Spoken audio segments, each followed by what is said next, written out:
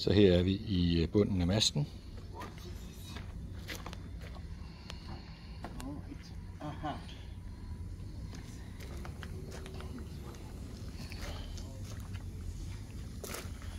Og det er jo selvfølgelig under dæk, det her.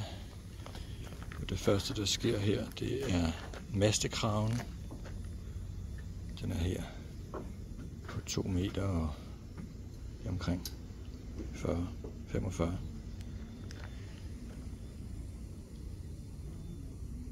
Så har vi det her beslag, som jeg kan sætte på bagefter. Hernede sidder kicking strap, boomwang. Det kan jo også justeres bagefter jo.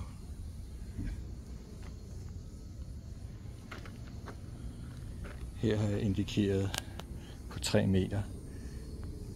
Der skal så være winch for Genova-fald.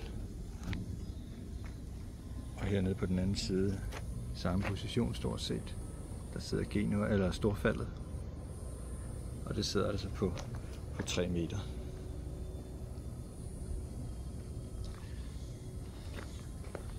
Så kommer jeg op til underlige storsejl. Og det der pumpeslag sidder der på 3,40 meter.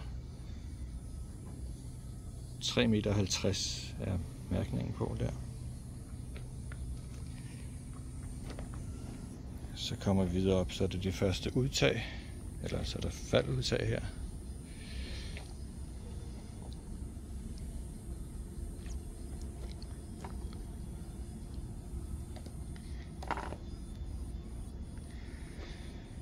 Jamen, så sker der jo ikke så meget her deroppe af.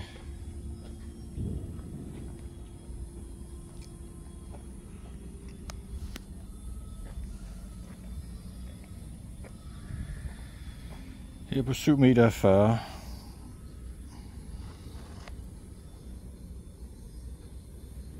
Nu er det bare det beslag til at hive spilerstagerne op og ned på pumpen. Det kan vi sætte på bagefter.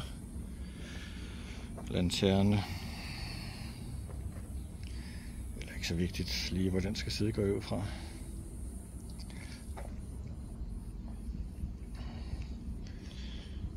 Vi skal ikke have nogen radar på, men nu bliver det spændende.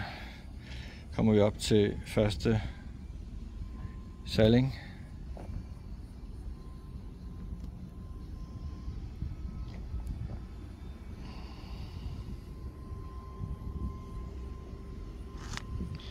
Det der vil være spændende, det der, hvor de der skruehuller skal sidde. Og sejlingen sidder på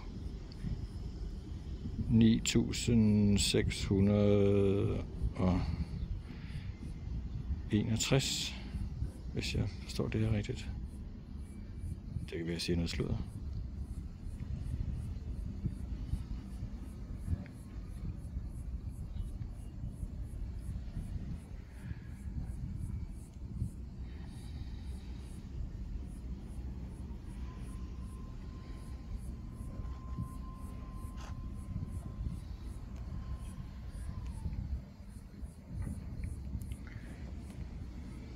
Så fortsætter vi op i masten. Nu kører vi lige lidt stærkt her, for der sker altså ikke rigtig noget.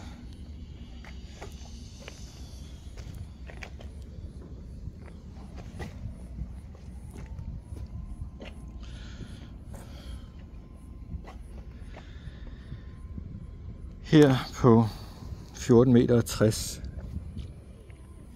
der kommer faldet ud fra inderforstag. Og inderforstaget sidder der, og den sidder på 14,80. Og så kommer anden sejling.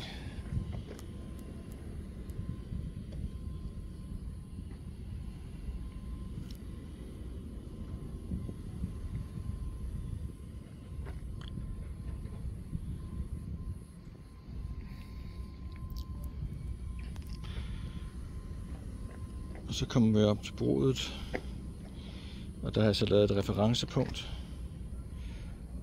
på 16.120. Det svarer til den der popnitte. Den kan jeg så finde på det andet stykke.